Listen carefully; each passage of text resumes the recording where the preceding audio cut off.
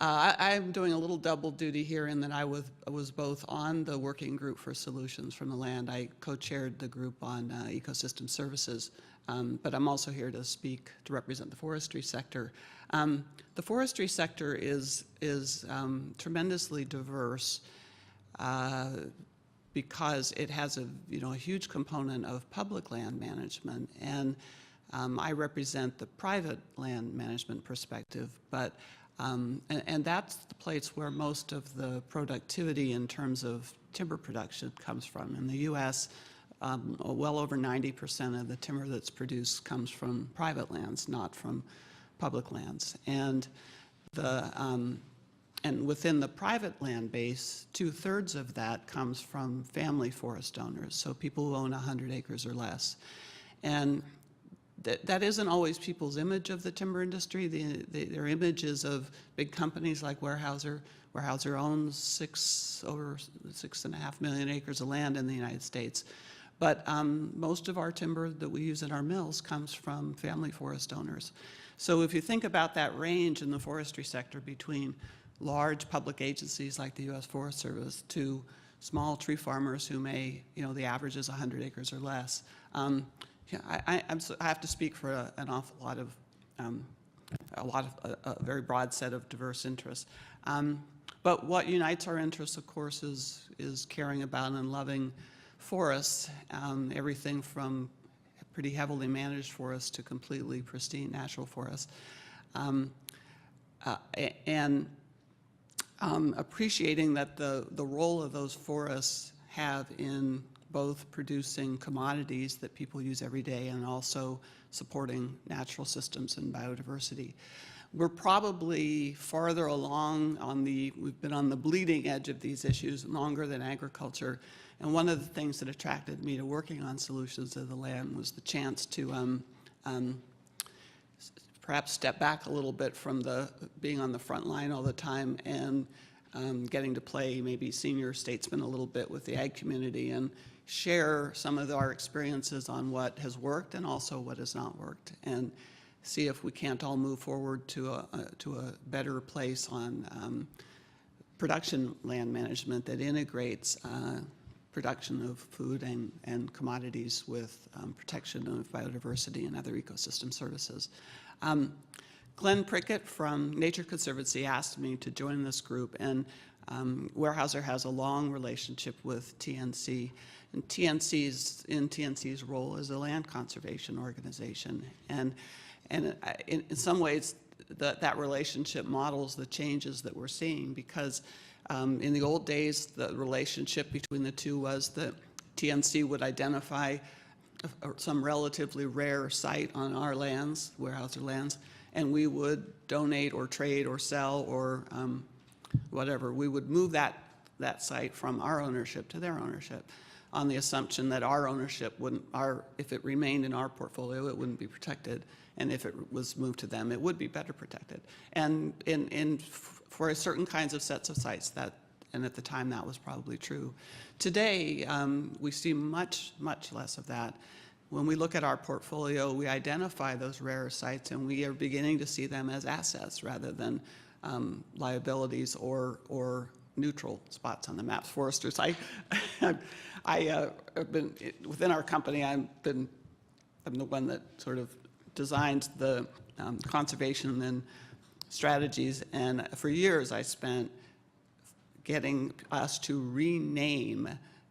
We have wonderful mapping systems, and we collect data on our lands and categorize it.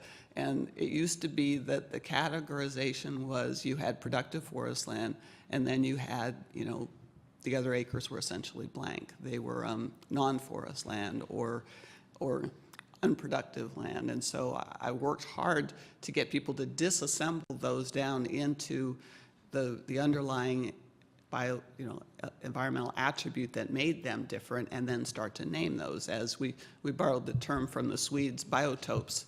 So the Swedes call them special biotopes, and I like that very much, so we call ours special biotopes, although our foresters don't really like it. So they like calling them non-forest land. But you know, we've inventoried those things, and they're starting to emerge on our managers now are looking on our maps, and those sites are beginning to start to appear as, instead of blank spaces, they're starting to appear as potential assets. A few years ago, we finally started doing wetland mitigation banking, and my understanding is that today Weyerhaeuser is very close to being the largest wetland mitigation bank owner in the United States. And that's been a tremendous resource for us. Not a terribly difficult thing to do. We've done it in collaboration with, partnership with Nature Conservancy and Ducks Unlimited and other conservation groups who hold the conservation easements and teach us how to do restoration forestry on those lands to restore the wetland attributes, and in some cases things like longleaf pine. So the values that we get far exceed their values in timber production, and so as a result we don't have to have any arguments about doing it. As long as we can keep the transaction costs down, that's a very big deal, and have the agencies be willing to support those, which is the source of the transaction costs. Those things are eminently doable. So we're moving from a paradigm of kind of black and white production, non-production lands to a much more integrated paradigm. There are a number of barriers to thinking about that and doing it. There are risks, and this report does a great job, I think, of starting to identify those barriers and identify the opportunities. Like agriculture, forestry has a tremendous capacity to increase productivity. On our lands, we have doubled and tripled the amount of wood we grow per period of time from so-called natural forests, and we do it using some pretty darn simple technologies like tree planting. Don't tell anybody, it's a secret, but we double the rate of growth of trees on our lands simply by planting the trees instead of waiting for Mother Nature to drop a seed from some nearby place. And some of the things are as simple as that and as positive as that. And we can take these technologies, we can use them much more extensively within the U.S. We've got a capacity to greatly increase forest biomass production, and then also internationally, where you see tremendous problems of forest deforestation and forest degradation that are driven, you know, in part by normal development, land development for other purposes, partly by just purely extractive uses because the underlying land in sustainable forestry uses isn't valued enough.